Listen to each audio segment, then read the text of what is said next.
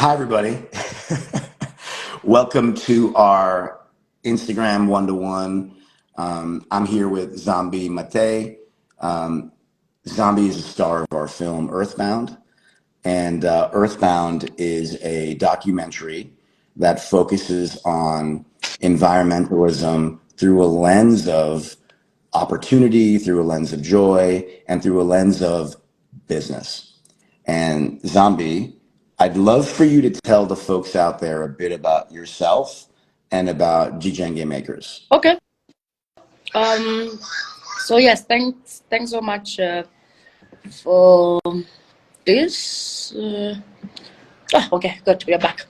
So yes, my name is Nzambi Matee, founder of Jijenge Makers Limited, located here in Nairobi, Kenya, where we recycle plastic waste into alternative building products. And yes, as Farhoud said last year, last year, we were able to get to do collaborate in a really amazing project. I think if there's anyone in this world that I respect their work ethics, like hands down, it will be this guy you see here. This guy is next level.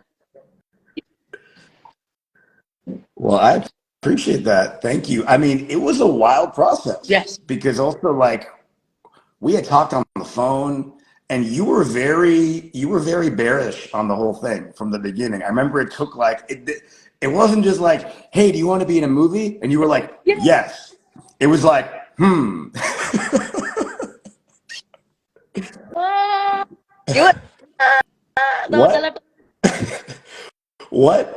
What made you want to open your life and your world to us? Like, what was that like for you?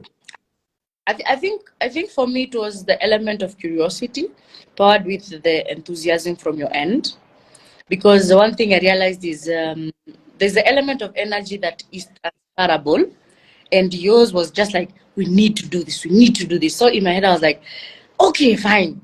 I don't think I want to be in a movie, but there's just like the energy. I'm like, okay, fine. Out of sheer curiosity, let me see. And that's how we ended up starting that's how I replied to the email, and the discussion started from there, out of sheer curiosity. And then I met you, and then the work ethics for me, I think you had me at day one when I met you because of the work ethics. Well, I appreciate that. And it takes one to know one. But I remember it was interesting because before you agreed to be in the movie, you had me meet with your mother, your sister. Like, I went down the female royalty, like I had to meet with everybody to get the approval. Yeah. I think so the thought process was very like that's how we just do things. Like I have to like consult my moms and my sisters, because, well, number one, of course, they are my support system, and then number two, they were going to be part of the film, so it was only like courteous to get their feedback. But also the most important one was just like just to do like a vetting and see, okay, is this legit? Let us start there. Like, how is your gut feeling? It was more of like a gut feeling, and then Well, and that was something that, as we were researching the film, that really spoke to me, which was you make decisions with, we called it the Queen's Council, right? It was like you, Patricia, your mother, Douche, like you guys together would make these would make these decisions. And that was very interesting to us, because I think that's also like a lineage based framework, right? Like, can you talk a little bit about, because the movie essentially starts with your grandmother and she's telling this like epic story, but can you talk a little bit about the Kamba and kind of how that influences your life and your approach to business? I think for me, whether in business or personal, no matter how big, no matter how small, it's kind of like second nature to have to refer to. Like, usually I start with my mom, and then my mom refers to my grandma, and then she'll come back with the feedback, and then we will do like a for the lack of a better word, brainstorming session among the four of us and say, fine, is this legit? Who has a different feel to it? Who's seeing it in a different way? So culturally, for us, and this started even way before, not just me and my grandma, but even before that, it's a practice I think we've passed on from generation to generation. That we even have a saying. A house is built. Okay, I know I'll lose a lot in the translation, but the gist of it is a house is built by the. And so, well, the context of that saying is based on the decisions that, ideally speaking, run a The house. house is made by the women. Yes, but yes, there's a lot of loss in the translation, but that's the basic understanding of the statement. And so, what that means is usually the context of family. Usually, yes, the father has the overall saying, but in terms of the direction we were going and everything, the father is like the vision bearer, and then it's the mother and the woman who does the crossing the T's and dotting the I's. So that has always been very like evident in our family. The fathers set the pace, set the vision. We are going this direction, and then it's the women who do the crossing of the T's and dotting the I's. And for us, same thing applies even in business. I just consult them, and then they help me cross the T's and dot the I's. And I mean, it's a big part of the film. And for those that haven't seen it, the film profiles Nzambi, her family, and her community as they approach this global plastic crisis through a very like localized lens. And, you know, I think when I watch the film with people right off the bat, seeing Dendora in the first, like, you know, whatever it is, 5 minutes. And for the folks out there, Dendora is the biggest landfill in East Africa. And it has something like 100,000 folks live in the landfill, and they work in the landfill. They, you know, sift through trash to find plastic, and then they sell the plastic. Nzambi, can you describe what it's like for you? Because I know, you know, as a part of your business, you visit the landfill, you're talking with plastic suppliers. For people who have never been inside of a landfill, can you just walk them through what is Dendora? How do you feel when you're there? Things of this nature. I think, okay, I'll say it in when I was starting and now. So when I was starting, for me, Dendora was, okay, it was very scary, I must say. I think that was off the bat. It was so scary. And then also it was something that when I was starting Jenga, it was not a thought process that I was aware of. But now, 5 years down the line, and being able to work in this place and going to this place as frequent as almost maybe 3 times, sometimes a week, I'm able to not only see the damage that our pollution activities are happening, but also the hope in these people who do. Like, it's very small thing, like just the sorting. And if you look at it, the way and the way you shot the dump site, for me, I think, Farhoud, that was epic. I've seen a lot of shots of on the dump site, don't get me wrong, and they are all very gloomy. Don't get me wrong. I know that Dora is not it's not as big as I know, but there's an element of hope that has to be seen in everything. And these people collecting, for me, that was hope. It's like there's this saying, Wangari Maathai, she's the Nobel Peace Laureate, I think in 2004, if I'm not wrong, or 9, if I'm not wrong. So she had this saying, she said, there was once a forest fire, and then all these animals went to that, they ran away from the forest, and they stood and watched the fire, like set ablaze. And then there was a hummingbird that went to the river, scooped a small amount of water, put it in its beak, flew to the fire and spit the water, and then did that. And then the animals were asking the hummingbird, why are you doing that? You're not making anything significant. But the hummingbird said, I am doing the little I can because I believe there's a change. And so for me, I think I now see my work in the dam site as that hummingbird. I might not be doing the biggest, but the small water that I'll carry in my beak and go and put on the little fire, I think for me it's worth everything. And it's her words are, I mean, they're a big part of our film. Like the climax of the movie is a sequence of Wangari Maathai saying the story and what it is.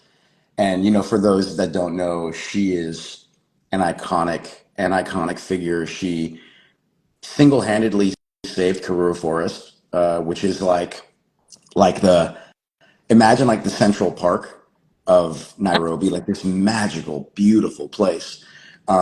She saved it. She put herself in harm's way, and then she became a Nobel laureate. And she is like an icon that we look up to, and you know, it's a big part of the film. But most people, Zombie, don't think about their trash. For most people, and you know, when they look at their garbage, they look at their trash can, they throw some things in there, maybe they recycle, and then they don't think about it anymore. But making the connection between the things you throw in the trash to a Dandora landfill with mountains of garbage, right? Like, for me, I think this is a very important distinction to make because the garbage has to go somewhere, right? What would you say to people in trying to get them to change culture around how they perceive waste in general? Because it's not something that we think about, I think. Yes, yeah. I think, yes, you're very right.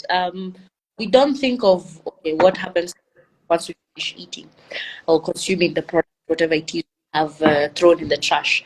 I think for me, having been on the other end of the spectrum, now the Dandora dam site, and seeing what my not action of not sorting in the house or sorting in the office or whatever, this is a repercussion. So I am privileged enough to see the two spectrums from the source all the way to the end at the dam site.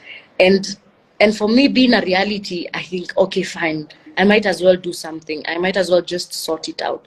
The other thing I think, and this is just mostly in the lines of Kenya being a developing country, and of course, most developing world, we still don't have yet a proper waste management system. Even you guys, Farhoud, in the developed world, you have a waste management. If I ask you, okay, let me flip this question and ask you, do you know where your trash goes to? I mean, sadly, I know that less than 10% of the things I recycle actually get recycled. And sadly, I know that garbage also gets shipped around the world through a whole network of, let's just call it waste colonialism, that is like sending trash all around the world. And specifically, it was going to China for quite a while, but then over the past decade or so, China has stopped receiving our trash. Yeah. Is that somewhat correct? Yes, yes. So in this context, I think if we now shift our thought process, instead of seeing trash as trash and seeing it as a resource, then we'll have a different perspective. For example, if this phone was fine and it still works, there's no need for me to throw it in the trash. And my reason of me not throwing it in the trash is because I see the value in this. I think the same thing has to go with everything. If we see the value in everything, if you see the value in whatever a single-use plastic bag, if you see value in whatever your takeout containers, if we just change our lens and see the value in it, I choose to believe we're going to make a whole change. But for us to make people see the value, they have to see this spectrum, and I think that's what the movie does very well. Well, and it's interesting because, like, speaking through an American context, I don't think we perceive value in a lot of things, right? Like, Yeah, it's a very disposable society. yes, Even like buildings, right? Like when you travel around the world and you see these like, you know, centuries old buildings, and they're a little not perfect, but like they're beautiful, yeah, right? In like America, if something's not perfect, they knock it down and build like a, you know, Starbucks or something. You know what I'm saying? Like, we just don't have a relationship with valuing things. So, you know, whether it's your phone, whether it's a shirt, we don't, our culture just doesn't value these things. And I think when you look at environmentalism, you look at consumption, upcycling and repurposing things, I think is a cornerstone of how we relate with the environment. yes, yes. I think, see, extracting as much value from so let me give you from the context from the developing side. So we have a huge culture of getting clothes from thrift stores. Yes, thrift stores. And this came from the narrative that, of course, most of the products in those thrift stores comes from the developed world, and they're of really good quality. That was the basic foundation. But now it has turned to a whole industry. It has turned to a whole culture that it's fine wearing a second-hand cloth. It's fine seeing, okay, fine. There's like a small stitch here. I can stitch and it will be fine. There's still value on that. I think for me, so one is a paradox, and correct me because you are in that, you have a better perspective than me. So this is a paradox. The world you live in now, you Farhoud, in the developed world, you have so much resource that the resource becomes a blind for you guys. Yep. By that, what I mean is, because you have so many options, there's no need to extract as much value to what you have, because you have so much option. So it blinds you to seeing the value, like the complete value of something. Now, on the flip side of the world I currently live in, the lack that we have has made us do extract much value. But my thinking is, can we have a world where the resources are still equally distributed? So everyone has the resource they need, but everyone extracts maximum value. It sounds like abundance. It sounds like, because on both sides, I think it's scarcity. But one is scarcity from not having, and one is scarcity from having too much. And yes, you can't make a decision. It's almost like you're frozen. And you can't make a decision. And I think also because consumerism fuels so much of, let's just say, the American mindset, meaning I need new stuff. I need to constantly engage with the marketplace, that we're just getting to, well, and so now let's kind of flip the conversation. So, okay, there is a plastic crisis globally, and one day you wake up and you're like, what can I do? How can I shift this? What did you do, Nzambi? What is the thing you did that we profile in the film? I think for me it was, okay, fine. What can I do? Instead of sitting down and complaining, let me do something. Okay, we have this plastic problem. How do I start? And that's where the movie comes in, because it is able to not only show the process, but the feeling during the process. Because the feeling, that was the hard part, and it's both fortunate and unfortunate that I cannot tell and I cannot explain the feeling, which is like the hardest part of the process. But the process of just deciding to extract value from plastic and converting that to building products and targeting a core need of human beings, like food, shelter, and clothing. We targeted the core element because we realized if we target a basic human need, we will make economic sense. And if you make economic sense, then you make sense. But the hassle and the both the psychological hassle and the mental hassle during the process, I think for me that was what the movie really nailed it. And so for the people who don't know anything about you, what does your company do? Jijenge Makers, what is your focus? We recycle plastic waste and convert it to building products. All right, so everybody, Nzambi takes plastic waste from Dandora landfill, from other places, converts it into something useful. Nzambi, was this an easy process for you? Like shifting from like I'm just, you were working in oil and gas before. So I'm working in oil and gas. I have this vision. Was that an easy, and I'm leading the witness right now, was that an easy transformation for you? No, I think that was the most insane, and emphasis on the word insane.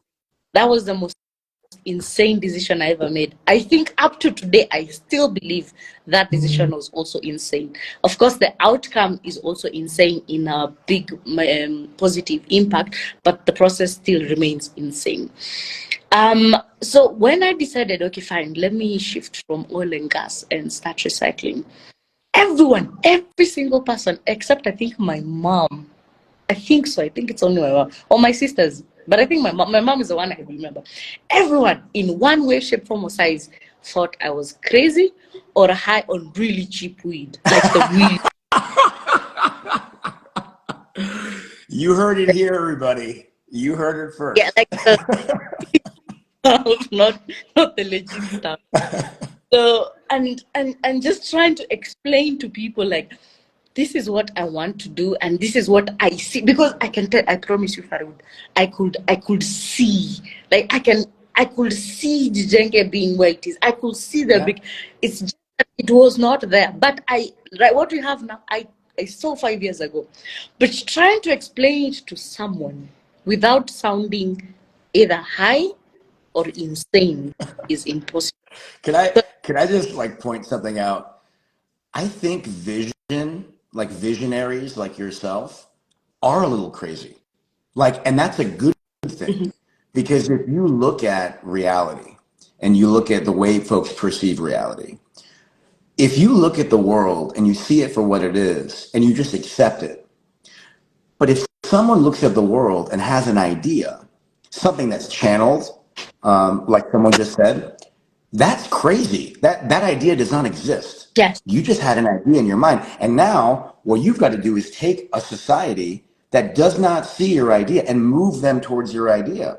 So really, Yes. like, to anyone out there who has an idea or has a dream, recognize that dream is in some capacity insane, and you are insane for you are outside the realm of reality. However, all greatness comes from vision. And Zombie, I believe that you are one of those folks. And yeah, sure, it was a little crazy in the beginning, but now, fast forward a little bit, the day you first held the first handmade plastic brick, and we had it in our movie, but I want you to just describe to people, you have this big, audacious dream, and now you're holding it in your hand. What did that feel like for you? Number one, it felt like validation. Like it felt like an upper stamp of guys. I told you I was not insane, and I was not. I told you it was going to happen. So it was. I told you, like me. Imagine now, like the small child in me just pointing people and saying, "I told you so. I told you so." So that was what was. Of course, I didn't go telling everyone. I told you so. But every time I showed the brick, I was like, "I told you so. I told you so." So for me, I think that was like a huge like a justification. But I think for me, it was the process where I said, "Okay, now we begin. Now we start. Now, okay, now it is real. So how can we make it even bigger than I think?" Yeah. And as you know, Farhoud, my goal is to make Jijenge so big that no one even remembers me. I want it to be the solution to be way bigger than me, to the point where it's embedded in the system of the society and the Can I? community. Can, No one thinks, yeah, can we just hang out there for that? That's a very powerful concept, and I'll tell you, a lot of what I see when it comes to like entrepreneurship or innovation or whatever is a very like guru style culture of like we worship these like founders and like yes, these people are like they're like the best people and we need to like oh, wow like they made this thing and the identity of the founder becomes so embedded in the company that the company actually has a limitation because now yes, the negatives of the company are like kind of like the traumas of the person. And yes. so I just want to like offer to people, you want people to not even think about you when they think about this. That is a very powerful like model for a lot of folks of how to be. Can you just talk, how did you get to that place? Because remember, back to the point when I was telling you insanity, the degree of insanity. You see, right now, we cannot sit here as humans and claim we own the sun. We cannot sit here and claim we own the sun. Cannot sit here and claim we own the moon. And the moon is the one which revolves around the sun. We cannot sit here and claim we own it. Even this rock that you call Earth, we cannot claim we own it. Yes, you can say, yes, I own this piece of land. You own a piece of it. You don't own it all. And that is something I came to realize in that day and that moment, that the solution that I want to provide and the change I want to make, it's not something I can own. It is something that has to exist in its own entirety. Like, it has to stand alone and make change with or without me.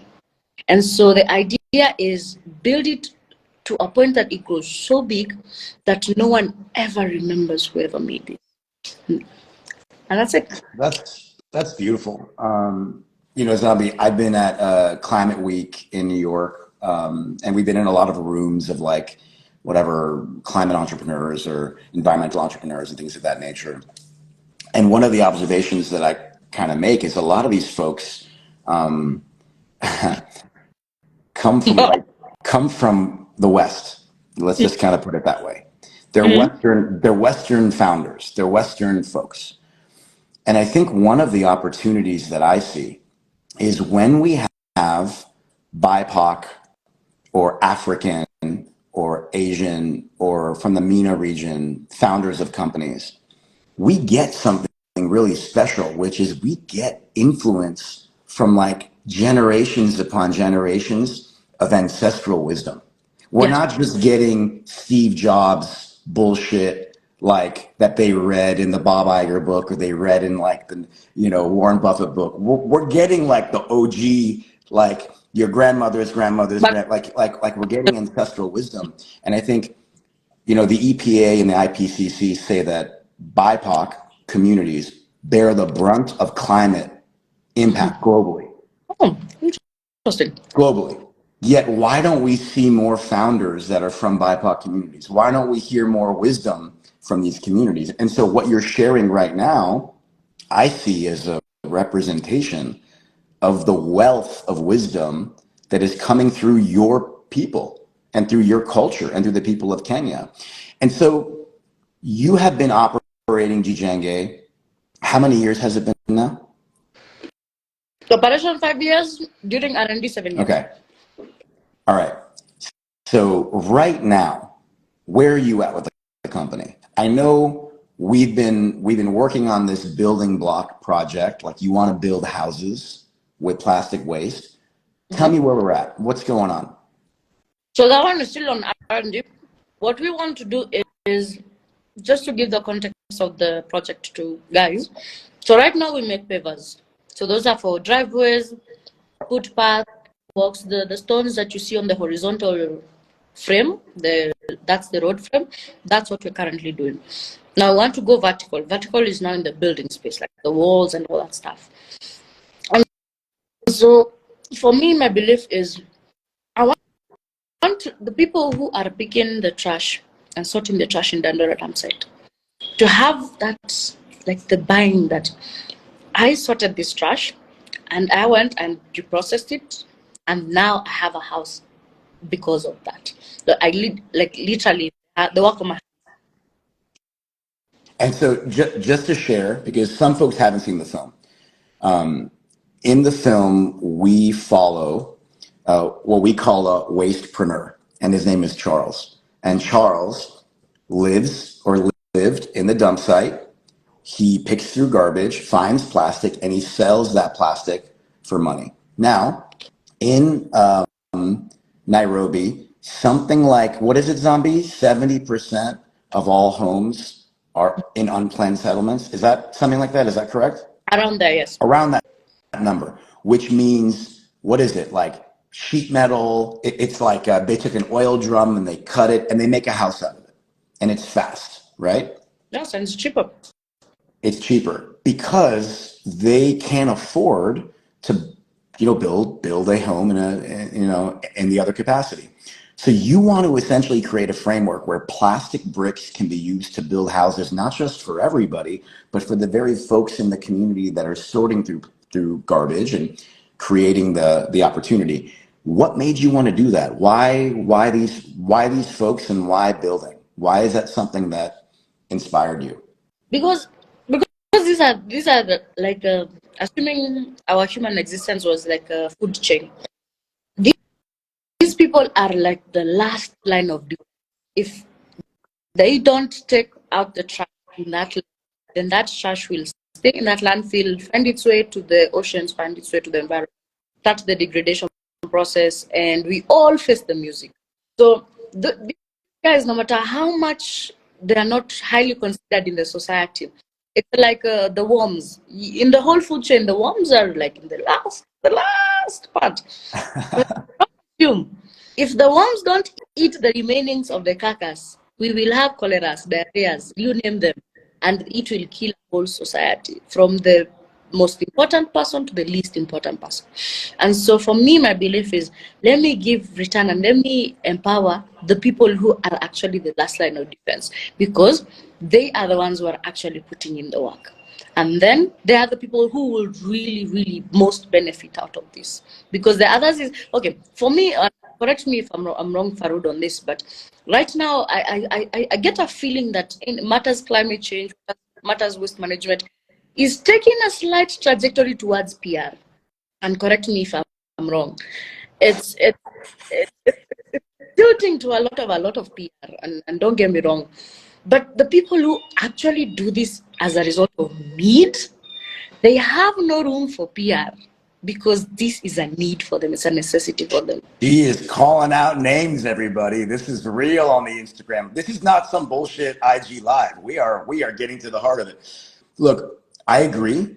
I think based on the sensational nature of our media framework globally, and based off of like what sells and celebrity and all that crunchy stuff, yeah, I mean, I think not only climate mitigation and adaptation, but a host of other issues that, again, by and large, impact certain communities.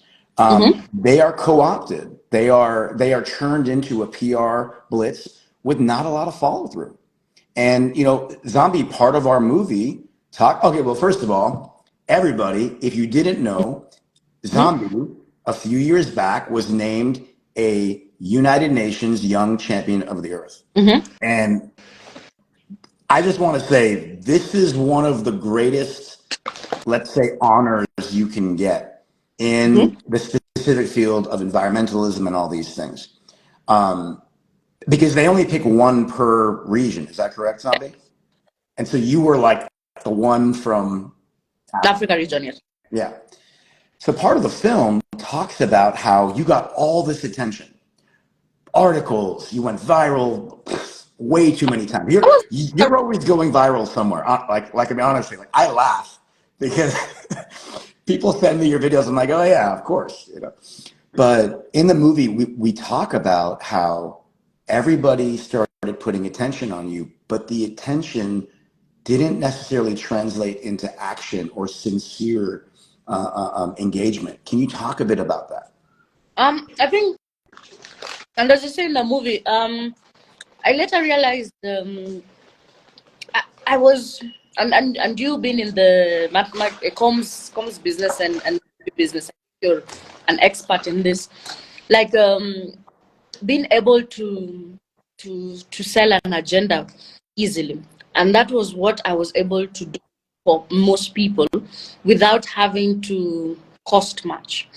And then the other thing was, it was just a way to get a story, like a good story, so a good climate story, because all climate stories were gloom and doom.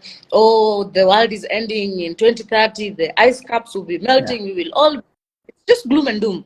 And so this narrative, the story of our work, and the story of my project was a twist. And so it just happened to be a really good story.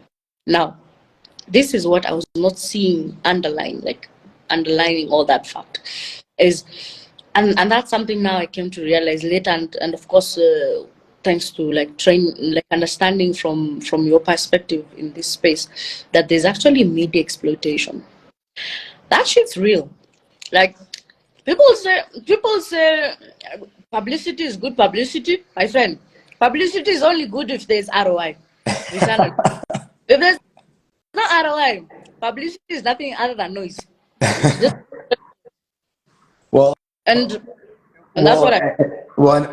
and just to add, I mean, it's so interesting because a lot of people, when they get certain opportunities or when opportunities come their way, they're like, ooh, yeah, I can see my face over here. But for you, like you don't really like that stuff doesn't faze you at all. Like when people ask, oh, can Zombie fly to this thing and do this thing? At this point, I just tell them she's running a company.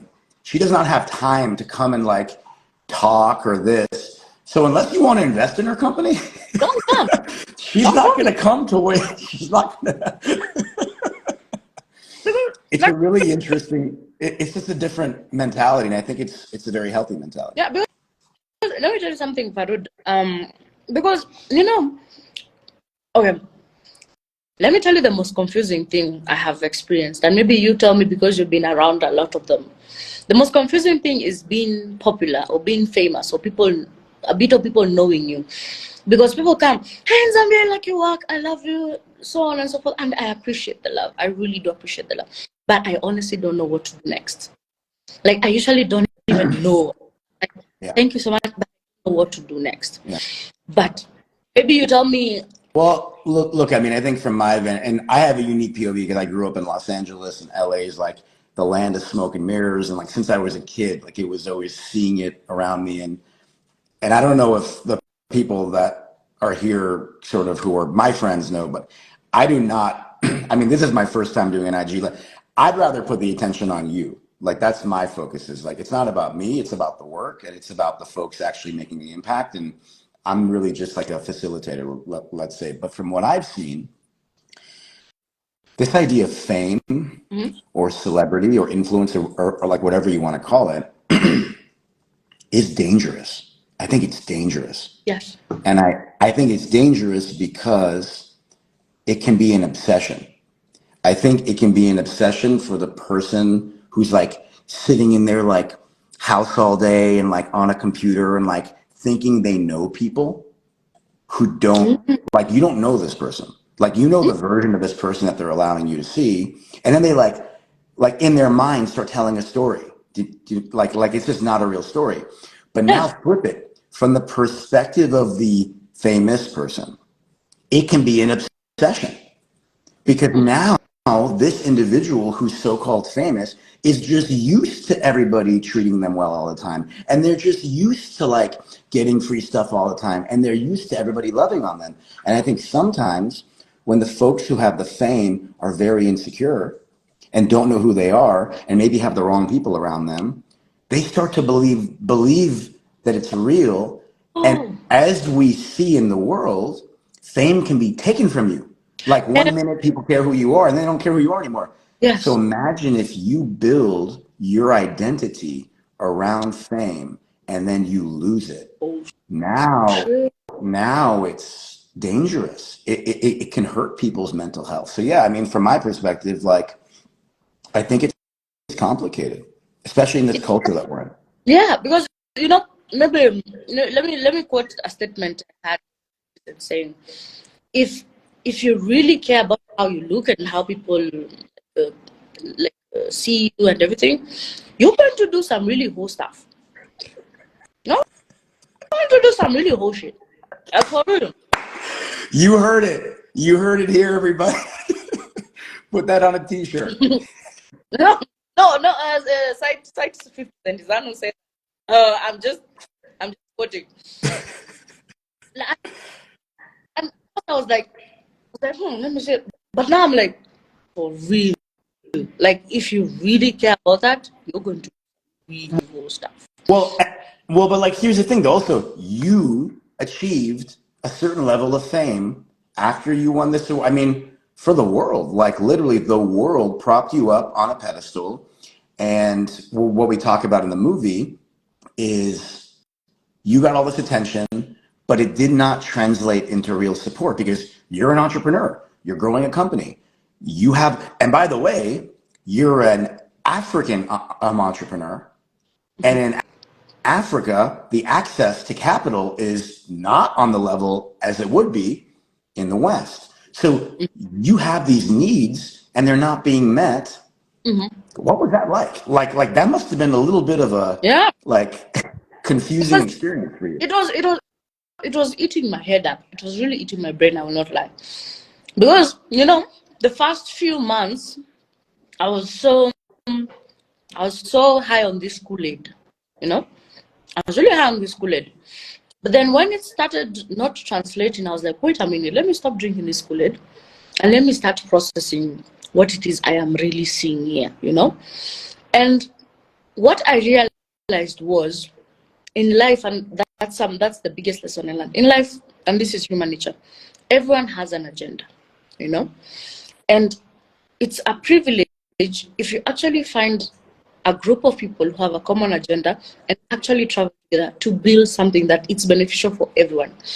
There's this scarce mentality we have as human beings that the food is little, it's not enough for everyone, water is not enough for everyone. There's just this scarce mentality. Scarcity. We just live like everything is not enough.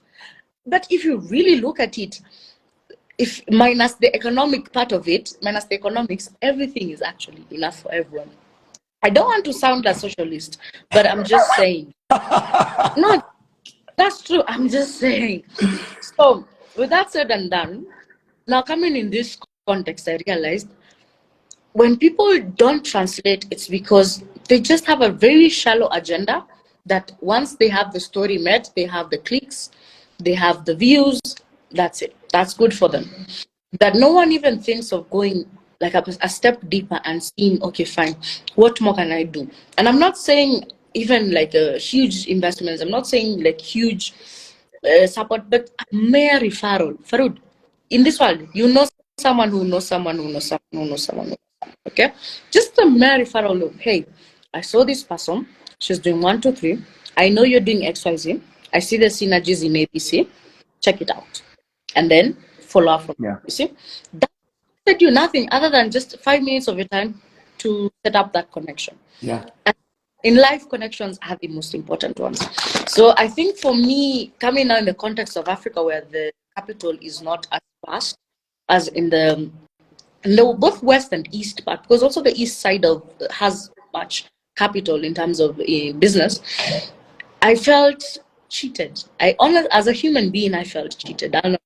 But thank God, I didn't drink the Kool-Aid long enough. So Yeah. I was like, you know, F all of you who doesn't support me, and high five to everyone who supports me, and let's get it done. It really does not. I feel you, and I think the optimism, like one of the points of feedback that we get on the movie, is how joyful it is. And again, not bypassing. I think there's like, let's be happy and ignore stuff.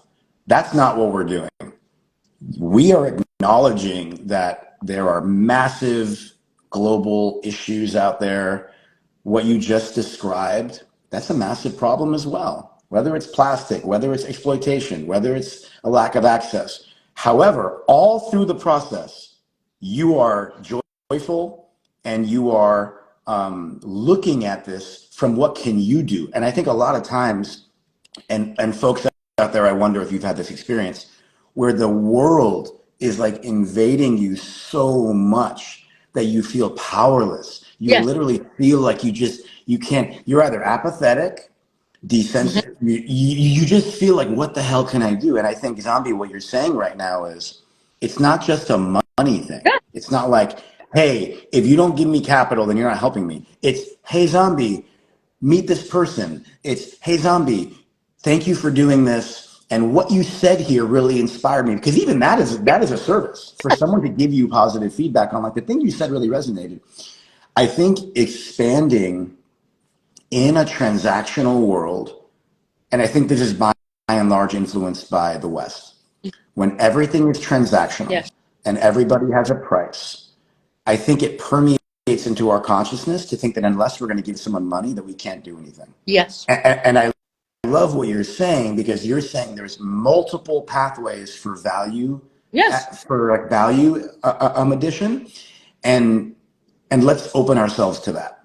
Yeah, and actually see the essence of it all, because you know, like, for example, because of the movie, you were able to meet Charles. Because of Charles, as able to meet more waste pickers in the dump site. Because of the waste pickers, I was able to get more information about plastic. And because of the plastic, I was able to redefine and streamline our production process.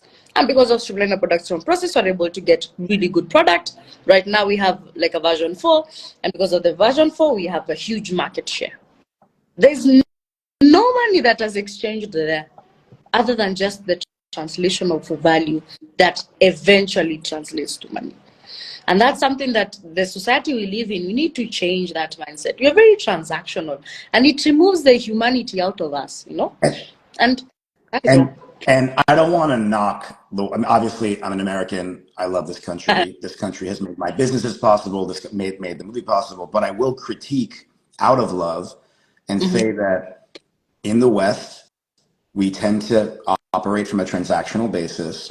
And from what I've seen, when I look at the African region, parts of Asia, Central and South America, places that maybe the indigenous roots are more prevalently a part of society, I see that primary cultural wisdom. Like what you just described to me is primary cultural wisdom.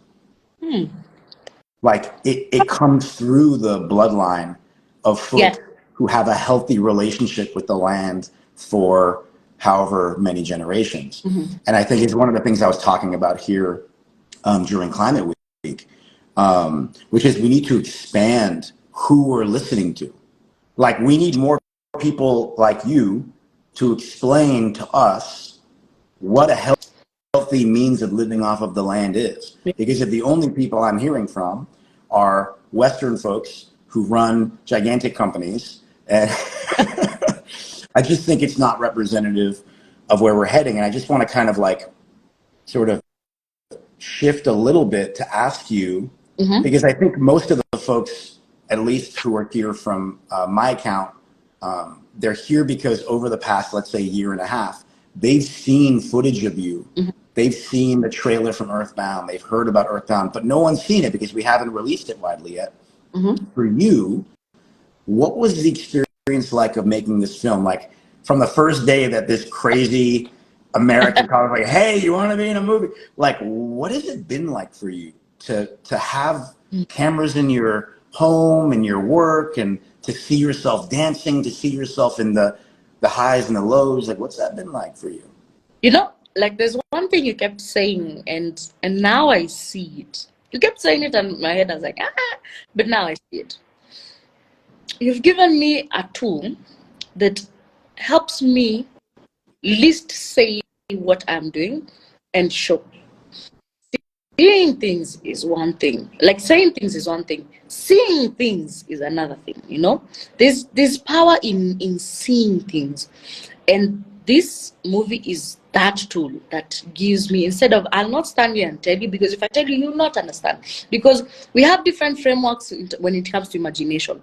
But if you see it, we are all working within the same frame of reference. And that is really awesome. It was, for me, shooting the movie was intense, I must say. We shot it in was it 1 week?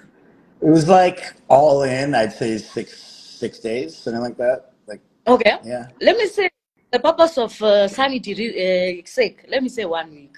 That's ideally speaking, but that was not the case. I am telling you, Farhoud, those were the most hectic 6 days of my life. I will not lie. Like, I wonder, and I think I kept asking you this, I wonder how you live it. Like, but now I understand, in life everyone has a different call, and it's the diversity of human beings that now I am managing to understand that someone like you can really thrive in this space. Like all this, like organized chaos, you know. Yeah. It's No, for sure. it's a pure description of entropy. In physics, entropy is the order of chaos and the chaos of order. So I think for me, that was another form of chaos I really didn't understand.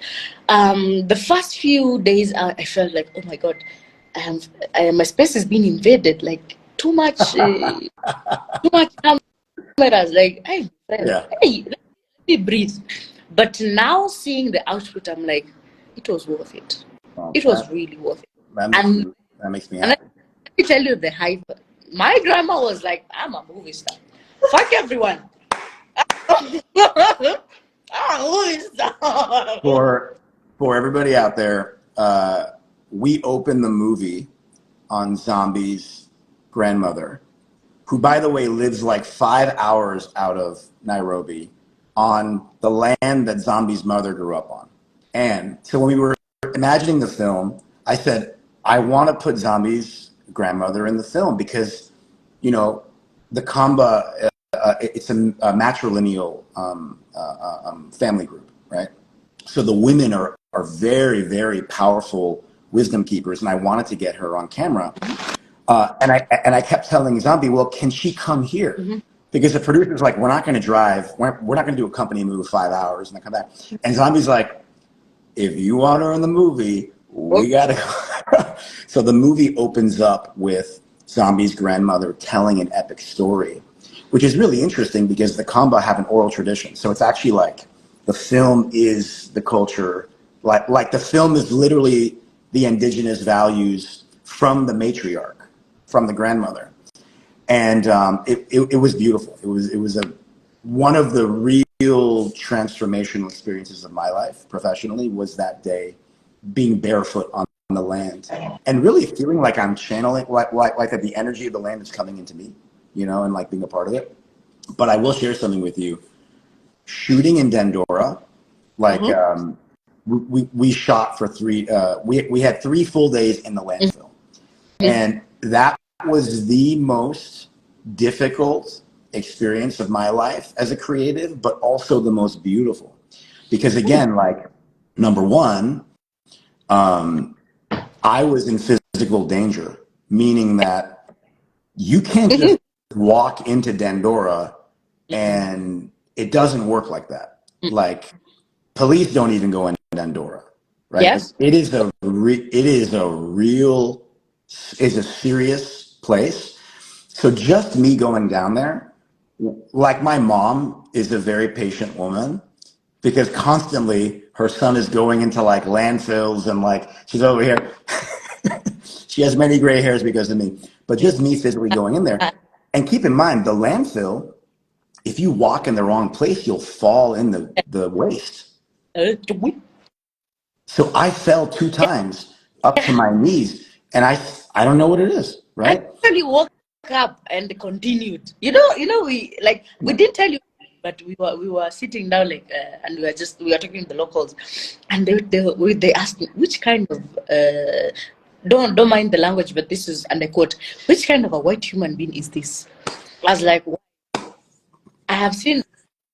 We have seen so many white people here. Don't get us wrong. We have seen so many white people, but we have never seen one like this one. Well, they've never seen a Persian American because we'll fall in waste and go direct for 10 hours. It's in our You culture. literally entered into like trash, like swamp, like dirty water, mud, like you, and then you just woke up, dusted yourself, and you're like, oh yeah, camera 6, move to this side, pan to this. I'm like, my friend, take a moment to get shock to the fact that you have sunk in a dump site, in trash. You can get all sorts of diseases, but you're like, no, I'll just I'll just continue. And for me, I think that particular incident changed a lot of how I tackle problems. Because in my head I was like, Farhoud literally went into trash. So guys, let me explain. It was trash, and then the trash is not stable. So he entered inside, like up to, I think, was it half or was it quarter? It was like right above my knees. Yes, it was somewhere in your thigh. And I could see the water was just in your clothes, and I could imagine the smell. I could imagine I could imagine all those diseases. And you just woke up, casually cleaned yourself up, and continued. If you you shocked yourself when you had finished the work. I was like, well, it was interesting because that morning, and I just want to share with everybody, when you go into a landfill, when you enter a landfill that is someone's home, there's a level of responsibility that you have as an outsider to be respectful of the place. True. and not make anyone feel less than. Because there's a very like American way of coming. We were like, oh my God, Yes. how are you? What's good? You need some money? There's a very like American style of going into it. But for me, it was like when I got there, because it was at 5 a.m, the sun hadn't come up yet, and the air is like poison. And the air 3 miles away, you could smell the land. It's a landfill. And by the way, this is not a landfill in California. This is a landfill with like minimal environmental regulations. Like this is like hazardous waste, hypodermic needle. Like this is a landfill, right? OG life landfill. OG landfill. So I get there and I arrive and I'm like freaking out because also I'm alone. I didn't bring anybody with me from LA. I went to Kenya. We had a local producer. We had a cultural guide for me, Benny, who really helped me to understand where I was and all that. I didn't have anybody, and I was terrified. Like I can't even tell you. Yeah. You stuck out like a thorn. Yeah, because I was the only non-Kenyan person there. So thankfully, I have a couple shades of brown where like it's not that. I had a couple little, but I sat there and I closed my eyes and I started to meditate and to pray. And I said, divinity, can you help me to commune with the spirit of this place?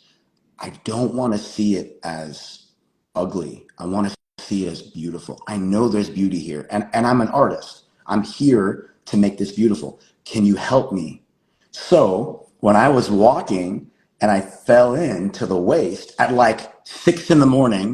on a 12-hour shoot day. Yes. I started laughing and the people were like, what are you laughing for? And I go, I was praying to divinity to help me to connect with this place. And I just did. It's on my body. And in a weird way, I felt like if I'm an artist and I'm here to tell the story of this place, then I needed to have my boot full of waste to truly understand the magnitude of what this is. Not like I'm just some tourist director being like, yeah, just like go over there and I'll be in the car. Like I want to be in this. And that was, but I will tell you, when I got home that night after like whatever, like 10 hours of having like my boot, literally my sock was wet when I got back. I was like, what did I just do? This is Kisonono. I never all those waterborne diseases. So I was like in the room. I was full American. Like, hold on a second, everybody. Ring the alarm bell. It was beautiful. It's wild. I think that's why I said in the beginning, like, shout out to your work ethics. And thank God I am not an artist, because honestly speaking, I would have never took what you. For me, if I was to enter in that, my friend, that would have been the end of everything for me, because Nzambi, it will get Nzambi, you are a life artist. Life is your art. What you create, and I just want to be very, very like this is like serious. A lot of people don't perceive themselves as artists because by and large, artists are a pain in the ass. And artists want to believe that they're really special and like, oh, wow, like, well, I'm an artist. Look, I'm a director. I have no education in directing, and I think anyone can be a director. I think anyone can be an artist. I think the primary pathway is getting through the mindset that we are not something. You literally take garbage and make an item that will transform people's lives, that will build houses. That's art. That is an art form, and the way that you live and the way that you dance and the way that you laugh, like you, my friend, are a life artist, like to the max. Okay, the dance party. Yes. Oh, I forgot that part. I forgot that part. Do you know what's funny? the feedback that we get on the movie, Uh-huh. everybody the dancing parts, I think, are what everybody loves about the movie, because it's like you don't expect that. Like when you watch a Yeah, climate yeah, film or an environmental film, they're like doom and gloom. yeah, but like you're just like, what's up? Yeah, the dancing part, and then they did justice in the music, but they did justice in the music. Well, that was all Amy McKnight. She did all the music. Brilliant composer from the UK. Let me ask you a question, and for everybody out there. Okay, there's a part of the movie where Zombie talks about how dance helps her problem solve and helps her be inspired. Zombie, can you talk about that a little bit, of like, how does dance activate your senses and your inspiration? I think for me, dance is so. As a scientist, I really believe in time traveling. I really believe there's a potential in that. Of course, the math is not yet mathing, but I see the possibility. But through dance, I am able to do that, like in a way that I cannot really explain, because the moment I just start dancing, when I am sad, when I am hungry, when I am angry, when I am confused, when I actually don't have payroll, I don't have money to run the payroll, actually just put on my headphones and I just start dancing. And I will not lie to you, after I finish dancing, the payroll will pop up. No, that's not the case.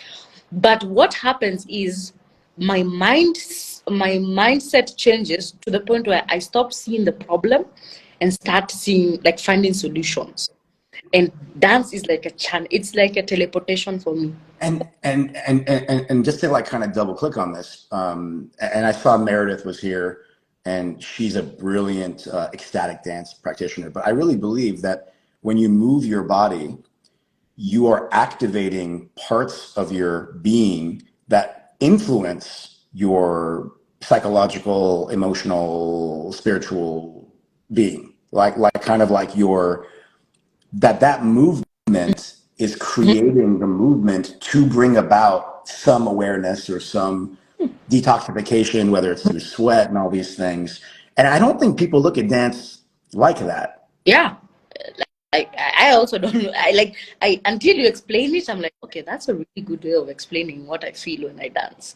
But when I'm dancing, I really don't Yeah. think about it that way. And one more thing, and this was very intentional with the film. I don't ever see the founders of companies or CEOs who are, happen to be female. I don't ever see them dancing. I think, at least in the West, right? Like when you see, a female founder Mhm. or chief executive of a company, by and large, she's, and this isn't a judgment, it's sort of an observation. It's like a very buttoned up corporate thing, right? Yeah. But with you, and this was very intentional, kind of like approaching the film, we wanted to show you dancing because we almost felt like it's a new form of leadership, that like when someone who's in the chief executive of a business is activating creativity and also funding their company in the early days through dance, that hopefully it would model what we believe to be healthy behavior, and also like a more nuanced expression of female leadership. Does that at all resonate with you? Yeah, I think, you've said something, and also I always wanted to know, like, I was looking for like female people in the leadership space who are female, whom I could resonate with. But I realized there was always like a void, like there was always like a missing element. And I started asking myself, am I the one who's weird? Am I the one who's different? Because I don't see this part. And this part for me is, at the end of the day, we are human beings. We have all these facets. We are multifaceted. So when I start dancing, I am no longer Nzambi Farhoud Jijenge. I am Nzambi the dancer. When I am in Jijenge, I am Nzambi Jijenge. When I'm in church, I am Nzambi the Christian. When I am at home, I am Nzambi the family member. And this shows the humanness of of what leadership should be, not, for the lack of a better word, the corporate buttoned up style of things. My friend, that is, Yeah. it's very blunt. It's removing thing. It's removing life. And the moment you remove life, you have robots. And the moment you have robots, you lose all the element of the beauty in life. It's really interesting hearing you say that, and thank you for that, because I think it's a powerful idea. But like, so you and I are both entrepreneurs. Before I'm an artist, I'm an entrepreneur, and something I'm very passionate about is this idea of reimagining capitalism. Mm-hmm. Because I think when you look historically at the idea of what capitalism is, and it's very much influenced by the British Empire and colonialism and all these things. Mm-hmm. Capitalism, and I'll say shareholder capitalism. So it's like the idea that the only function of capitalism is to give shareholders money. Yes. The way that you and I practice capitalism is stakeholder capitalism, meaning capitalism should benefit employees, it should benefit the planet, it should benefit customers, it should benefit founders, and it should benefit shareholders. Like, capitalism isn't evil, shitty capitalism is evil, So I think for me, when I hear what you just said, it inspires me to say that, like, we don't have a lot of good leaders in the world. Like, a lot of the leadership that we have is like noisy and divisive, and maybe there's some sprinkles of corruption depending on where you're at. Like for me, when I think of the leaders that inspire me, you are one of those people, because you bring your whole self into decisions. You bring your complete being into these decisions, and you're making really important decisions that are impacting a lot of people. And what I hope to see is more so-called, CEOs of gigantic companies to look at you and be like, that's how I want to show up in the world. Like, Nzambi inspires me to show up in a more holistic capacity for my business. That's too much pressure, Farhoud. Take it. That's too Take the much compliment. I appreciate. I'll take the compliment. I appreciate it. But what I can say is, I think everyone has this element in themselves. It's just that we let the inherent human selfish run everything, And back to the statement you said, the scarcity mentality, literally, the economics is a scarce-based system, because for you to get demand, you have to rush on the supply. Like, literally, that's economics. And so that is the school of thought that drives this world. And that's what capitalism is built on. Don't get me wrong, there is a role to that. I am not negating that. There is a role for that. And as you can see, it's been working pretty well. I'm just saying, and back to what you said very well in the beginning of this question, we need to redefine capitalism to a point where it is not benefit for one at the cost of another. It shouldn't be. What if it's the benefit for everyone? Yes. Why can it be 100%? And it's interesting, Zombie, if you look at this climate conversation or the environmental conversation, there's a lot of folks out there who just don't believe that climate change is real. And I have a very provocative view on this. Mm-hmm. To anybody out there, mm-hmm, you may not believe climate change is real. And that's okay, as long as you take steps in your life to mitigate climate and to adapt towards climate change. Meaning, what if I told you that by buying an electric car, you could save money on gas every month and get subsidies from the government and save money? I am totally okay if you refuse to believe that climate change is a thing, as long as you take steps towards the collateral benefits of climate change in your life. Meaning, I think this economic space, and by the way, you are one of these people, Zombie. You are taking trash and you are making bricks to pave roads. Your entrepreneurship, and it might not be directly correlated to like carbon, but it is to consumption, right? You have found a way to make money and do good in the world. And I think as we shift away from this like doom and gloom, the world's going to end, I think the narrative should be, if you love the planet, if you love your family, if you love your neighbor, right? If you love your grandchildren, what if you could take steps to mitigate climate and to adapt to climate that also include economic opportunity? Yes. What if you could make money and mitigate these things? I think this space is like very exciting. Yes. It's a new approach, I think. It's a sweet spot, and I think one which we need to explore, and hopefully, because if you look at it, agriculture at some point in time, you see like mass production of like farm crops and all that stuff. At some point in time, it was driven by what we're discussing now. There were people who are hungry. Human beings realized, okay, fine, we need to find a way to mass produce so much food so that it can feed everyone. And that's how we came to having these huge farms. But later down the line, that transformed into a tool that is killing the very people it was meant to uplift and build. And so my hope and prayer is, I really hope and pray, I really do hope and pray that this time we can learn, because both fortunately or unfortunately, history repeats itself. And so if we use the same school of thought we did to create the problem as to creating the solution, then we are officially and fact. I'm an optimist, and you can call me a traditional LA person, rainbows and unicorns optimist. Drinking cup. But I will tell you, I believe in my heart and in my soul. And I'm very privileged because I have friends like you. I have friends like you.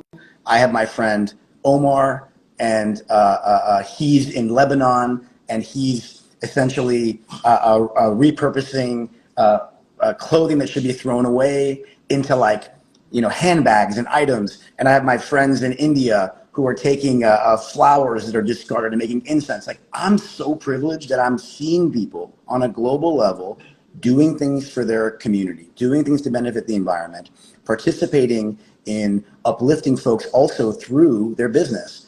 And I think the more people see stories like yours, they'll then get activated in their mind of like, holy shit, I'm not that different from Nzambi.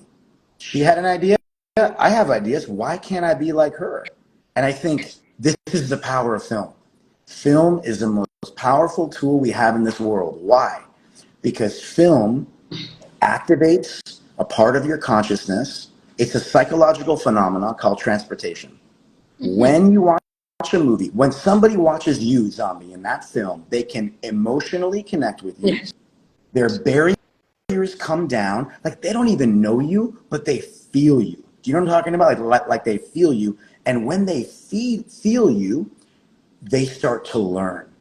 And this is why film is so powerful, because it is the best way to break through emotional barriers, psychological barriers, and to rewire people's consciousness around healthy behavior. And I just want to say, Nzambi, thank you for giving yourself to this movie. Thank you for allowing us. And I know I can be very annoying sometimes or maybe all the time, but thank you for giving us your time. Thank you for your family and your mother and your sisters. Thank you for sharing, because I'm telling you, Nzambi, we haven't even released this movie widely. We've only shown it in film festivals and in some events, but I'm telling you, I'm seeing people's minds and hearts change because of you. And you're already doing it on a global level, but this is just a different way. And I just want to thank you, because it's so important and it's so powerful. And it was an honor. It was an honor to create it with you. It was one of the great experiences of my life, was making that film with you. And I just want to say thank you. Thanks so much. And something, I love watching movies. That's my second greatest pastime after dancing. And when I was small, I told myself, one day I'll find myself in one of these movies, and one day I will just feel like I'll be on the other side of these movies, because I was asking myself a lot of questions. But now being in this space, I'm like, now I am happy. It is a small, but it's something that I can go back and tell my small self, my 6-year-old self. Don't worry, relax. You will have a taste of it. It's hard work. It's really hard work, and you will have a hard producer to get work done. But you get it. You'll see it, and I think for me that's what I hope everyone gets to do, like fulfill those small dreams. Those small dreams that you always negate. Like my dream is to be able to walk maybe 100 steps a day because maybe someone is obese. It's fine. There's people who can walk 100 steps in a minute. That's fine. That's them. You just follow that dream and execute it, because one day to move from 100, we'll go to 200. And I think for me, I hope this movie and this whole storyline to spark that for everyone. That is a mic drop. And on that note, there are many mic drops from Nzambi, but that was a powerful one. And we're gonna wrap it up. But I'd like to ask Nzambi, okay, there are people who had never seen you speak before, people who didn't follow you, who now are gonna follow you. What can they do? So there are folks out there and they're gonna watch this video. What can they do to assist you? And we talked about this before. There are multiple ways of being of service, but what is something you want these folks to know about you and Jijenge right now? I think for me, it's the biggest help you can help us is help us create those connections to whatever elements and whatever facets we need to build this project even bigger, whether it's financially, whether it's strategically, whether it's market-wise. Let's help create those connections. So if you know someone who has an element, who is able to catapult an element in this project or the whole project in whatever shape, form, or size, make that connection. And it will not take you much, and trust me, it will not cost you much. But one day you'll sit down and say, I did that. I helped Jijenge build a house. I might not necessarily be the one who built the house, but I connected them to this builder who helped them do R&D, who helped them build the right thing. I connected them to this financier who was able to invest in them. I connected them to this salesperson who was able to buy from them. There's joy in that. And for me, it's create connections. So create for us those connections to catapult this. And so please follow the Jijenge Makers Instagram. If you have a connection, send it through a DM. You can send it to the company. There's a brilliant team there who will, because Nzambi's not going to respond because she's focusing on running the business, but somebody else, there we go. There they are. Say hello.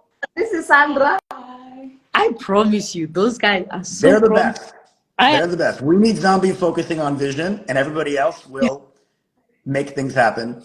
And to all the folks out there who are interested in this film, we have yet to release it yet, but there are some very exciting updates that are going to be coming. If you want to watch the trailer, you can watch the trailer on my page, Nzambi's page. We also posted a little video. Oh my God, we didn't even talk about this. What? The trailer was in Times Square 3 days ago. We haven't even talked about this. Yeah. Nzambi. Yes, I know. You literally had a 10-minute commercial for Jijenge Makers playing in Times Square for 10 minutes. I was like, how did you do that? People pay arm and a leg. Millions of dollars. To get millions of dollars. Like Times Square and like position. Here's the thing. It wasn't like on like the part of Times Square that no one looks at. Because there's like Times Square is big. Yes. It was in like the spot where the ball drops and Nzambi. It was crazy. I still don't believe it. I saw it, and for the first time I saw that video, I thought maybe it's Farhoud who has done something. Oh, like I edited it together, like put it on there. No. It's crazy. I was invited to speak at a client, and by the way, everybody, this is how you know this is real shit because we haven't even talked about this. So like we're going to talk about it right now.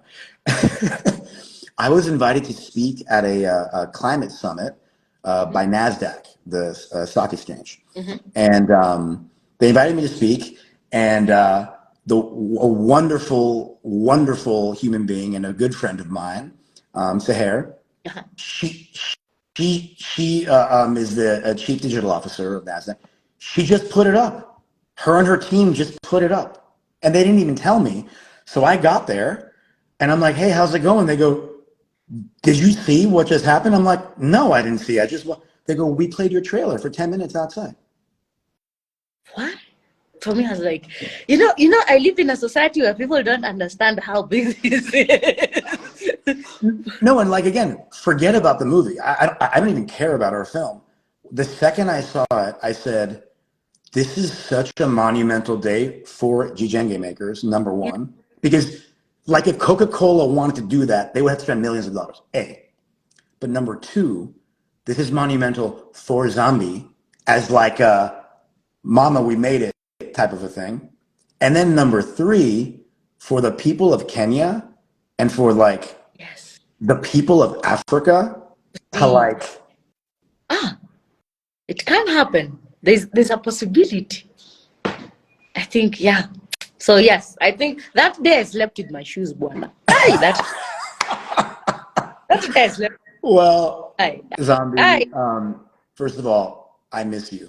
This is making me feel like I haven't seen you. I mean, it's been like a year, I think, since we were in New York together. Please give your mother a big hug. Please give your sisters a hug from me. I'm going to come in November, and we're going to do a proper premiere in Nairobi of the movie. Yes. So And that's coming. I know, like, let's come. We're going to do it. We're going to do it. Everybody, thank you for taking the time. You could have done anything right now. I'm sure there are a million cat videos that you could have watched. I know Nzambi would have rather watched a cat video right now, but you could have watched anything, and you watched this live. Thank you so much.